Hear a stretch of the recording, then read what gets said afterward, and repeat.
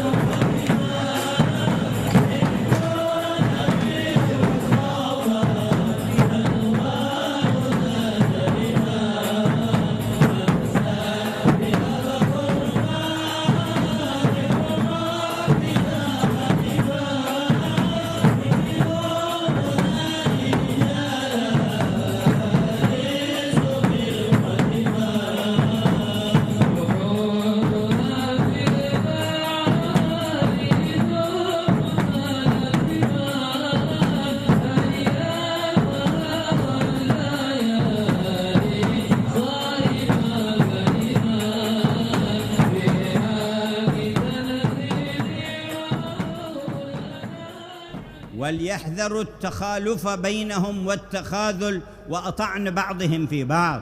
Dan hendaknya satu sama lain mewaspadai, jangan saling bertentangan, jangan saling menjatuhkan, jangan saling menikam satu sama lain di antara umat Islam. وجدنا تساؤلات عند كثير من أهل إندونيسيا هل نخرج في مظاهرات أو لا نخرج. Banyak pertanyaan yang datang kepada saya, apakah kita harus keluar untuk demo atau tidak?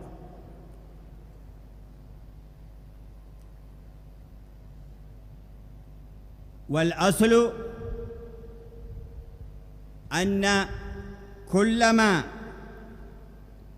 لم يدخل تحت نهي الشرع ولم يخالف القانون القائم من خروج ومن عدم خروج، يجب أن ينضبط الكل بضوابط الشرع المصون وبما يستند إلى النظام القائم في البلد، بحيث لا يؤدي ذا ولا ذا لاختراق صفوف المسلمين والتحريش بينهم.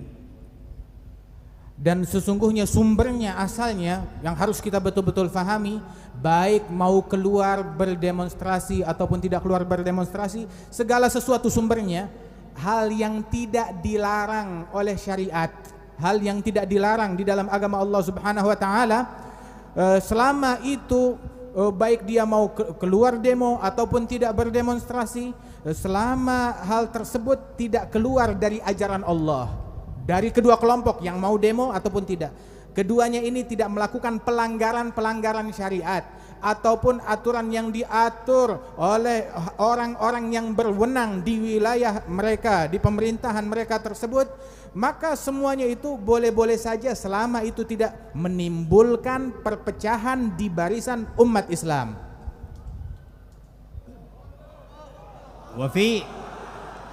وفي هذا كل ما كفله قانون البلد من حرية الناس عن تعبيرهم فليعبر ذلك بالطريقة السلمية التي لا تؤدي إلى هلاك البلد وفساده.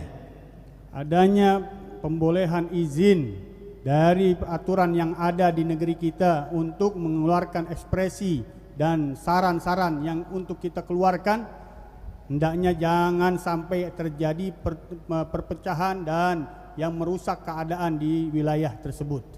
فيجب أن يتفق المسلمون على وجوب تعظيم شعائر الله وآيات الله وهم في دين علمهم أن لا يسبوا أصنام الكفار حتى لا يسب الكفار الإله الحق. Dan hendaknya semua kaum muslimin mereka memahami dan mengerti bahwasanya kita mengagungkan agamanya Allah Subhanahu wa taala, dan diajarkan bagaimana umat Islam untuk menjaga pengagungan terhadap agama Allah dengan tidak mencaci berhala-berhalanya orang-orang non-muslim, dengan tujuan agar mereka pun tidak balik mencaci agamanya Allah Subhanahu wa taala.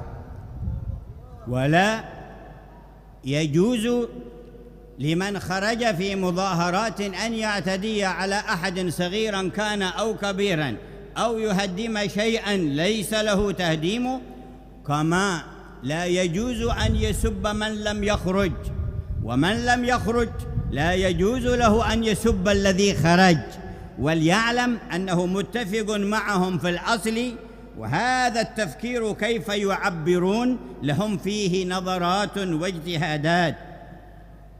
Baik yang keluar di dalam demo tidak boleh mengganggu yang kecil atau yang besar atau mencela orang-orang yang tidak keluar di dalam demo, karena di dalam pemikiran sama-sama mempunyai prinsip-prinsip di dalam pemikiran masing-masing. Tidak boleh kita keluar daripada apa yang ada di dalam pemikiran satu dengan yang lainnya.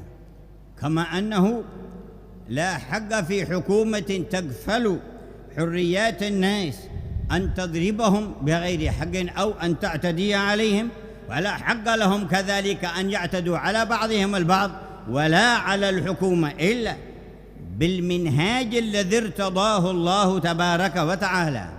Sebagaimana tidak dibolehkan kepada pemerintahan untuk mengekang rakyat di dalam mengekspresikan isi hati mereka, mengekangnya dengan pembunuhan dan pembantaian orang-orang yang berdemo tersebut, ataupun juga tidak dibolehkan juga orang-orang yang berdemonstrasi itu mereka mengekspresikannya dengan hal-hal yang merusak, yang menimbulkan permusuhan antara mereka satu sama lain, tapi masing-masing semuanya itu hendaknya menjalankan sesuai koridor yang diatur oleh Allah Subhanahu wa taala. ونقول للذي خرج ثم تسبب في إثارة البغضاء والشحناء وسب أحدا من الذين لم يخرجوا واتهمهم في دينهم على غير بينة، ليتك لم تخرج وحفظت المسلمين من هذا الشر الذي سببته. Dan kita katakan kepada mereka orang-orang yang memilih untuk pergi berdemonstrasi, bahwasanya apabila engkau pergi berdemonstrasi silahkan saja, tetapi jangan mencaci, memaki, menyebarkan kedengkian ataupun menikam, menuduh kepada orang-orang yang memilih untuk tidak keluar berdemonstrasi dengan membenci dan mendengki mereka. Orang yang demonstrasi tapi hatinya macam begini, kita katakan kepada mereka lebih baik kamu jangan keluar, sebab kamu malah membuat keadaan semakin runyam dengan menampung kedengkian, kebencian dan tuduhan yang tidak benar kepada umat Islam lainnya. ونقول لمن لم يخرج ثم أخذ يسب الخارجين وتسبب في فرقة وشتات أو مضاربة ليتك خرجت ولم تسب أحدا ولم تسبب هذه المشكلة. Begitu juga yang tidak keluar di dalam demo, tidak boleh mencela orang-orang keluar yang berdemo, karena akan menyebabkan problem dalam masalah yang lebih besar lagi dalam mencela orang-orang yang keluar di dalam berdemo, baik mengganggu atau tidak. ونقول لمن خرج ومضى في طريق السلم ولم يبعث شقاقا ولا اعتداء لك اجتهادك ونيتك أمرها إلى الله تبارك وتعالى. Dan kita mengatakan kepada mereka yang memilih untuk berdemonstrasi, dan di dalam demonstrasi mereka dengan membawa demonstrasi yang damai, tidak membawa perpecahan dan pengerusakan dan kerusuhan, kita katakan ini adalah pilihanmu, pendapatmu, maka kita tidak akan mengeluarkan kata-kata yang tidak baik terhadap hal tersebut. Itu pilihanmu, silahkan kamu laksanakan, tapi dengan cara yang baik. ونقول للذي لم يخرج ولم يتسبب في سب ولا شتم ولا إحداث شق بين المسلمين أصبت وأنت أقرب إلى السلامة، فلا تترك حسن الدعاء والتضرع إلى الله في صلاح البلاد والعباد، وإذا جاء دورك في انتخاب أو غيره فاحذر أن تنتخب إلا من يتقي الله. Dan kita katakan kepada orang-orang yang memilih untuk tidak berdemonstrasi, bahwasanya engkau memilih untuk tidak berdemonstrasi, semoga ini lebih dekat kepada kebenaran. Engkau memilih untuk mencari jalan aman, mencari keselamatan ketika manusia dirundung dengan hal-hal yang meragukan. Namun jangan lupa untuk engkau berdoa kemenangan bagi umat Islam, dan ketika saatnya pemilihan tiba, engkau memilih dengan dasar ketakwaan dan takut kepada Allah Subhanahu wa taala. وإن صوتك أمانة، فإن بدا لك في المرشحين من تعلم أنه يتقي الله تبارك وتعالى فدونك وهو، وإن التبس الأمر عليك فارجع إلى من تثق به من أهل علم الخشية والخوف من الله الذين لا غرض لهم في الدنيا، لتنظر أهون الشرين أو من فيه من هو أقرب لمصلحة الناس، فإن التبس الأمر عليك فاعتزل الكل. Kalau ada pilihan kepemimpinan, ini adalah amanah. Kalau kita bisa memilihnya dengan ketakwaan kita dan rasa takut kita yang besar, maka silahkan memilih. Kalau kita tidak punya kemampuan tersebut, kita tanya orang-orang yang berilmu dan punya khasyah, takut yang besar dengan Allah Subhanahu wa taala, bagaimana pilihan-pilihan yang akan dipilih. Kalaupun tidak menemui jalan tersebut, maka tinggalkan itu semuanya. هذا الذي فهمناه من هدي المصطفى وهدي الصحابة والتابعين. Ini yang kami fahami dari metode dan caranya Nabi Muhammad, dan caranya para sahabat, dan caranya para tabi'in. ولا ينتظر منا أحد من الحكومات ولا من الأحزاب ولا غيرهم من بقية الشعب أن ندعو إليهم، فإن علينا العهد ألا ندعو إلا إلى الله.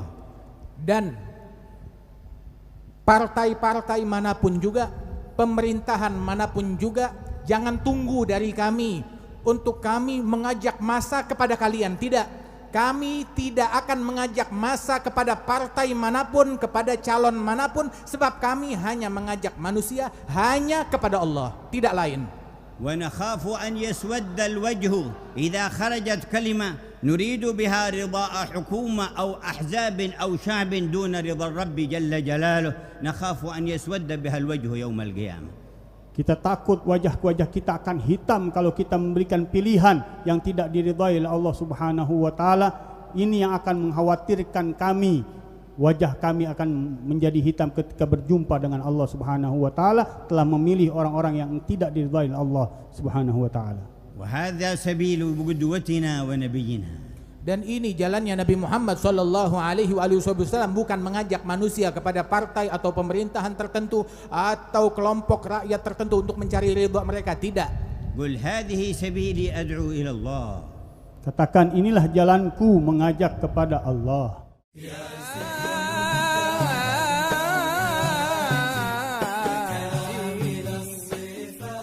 Banyak ya beliau menyampaikan wasiat. Salah satunya adalah tidak akan disebut seorang yang selamat di akhirat kalau dia masih merasa lebih dari orang lain. Jadi itu beliau tekankan kepada seluruh murid-muridnya, ya, kepada saya, kepada Habib Munzir, kepada yang lain, jangan pernah merasa lebih dari orang lain, siapapun itu. Karena kita nggak tahu akhir kita seperti apa, akhir dia seperti apa. Jadi nggak boleh kita merasa lebih dari orang lain. Itu yang paling berkesan di dalam diri saya. Bagi saya pribadi dan insya Allah banyak dari teman-teman kita yang mendapatkan sosok yang mulia dari gambaran kehidupan di zaman Nabi SAW, yang mana beliau lembut tapi tegas di dalam menjalankan syariat, lembut akan tetapi tegas di dalam mengingatkan sunnah Nabi SAW, lembut akan tetapi tegas di dalam mengajak kita berakhlak dengan akhlaknya Nabi Muhammad SAW, yang mana kita lihat dan kita tahu bahwa ini hampir hilang di dalam kehidupan umat Islam dimanapun mereka berada.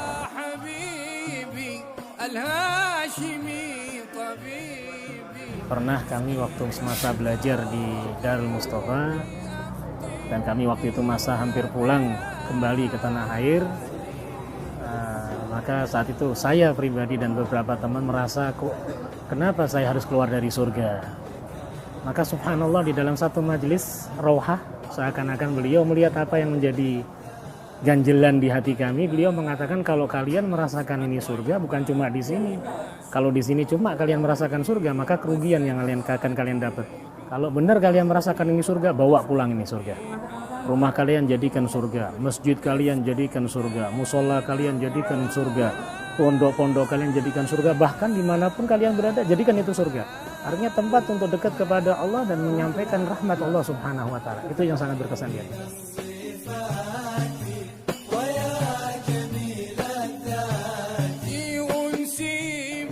Beliau selalu melihat dirinya lebih rendah daripada orang lain. Dan beliau mengatakan di dalam perkataan yang sangat menusuk hati saya, beliau mengatakan, man ra'a nafsihi irtafa faqad irtada wa man ra'a fi nafsihi tawadda faqad irtafa.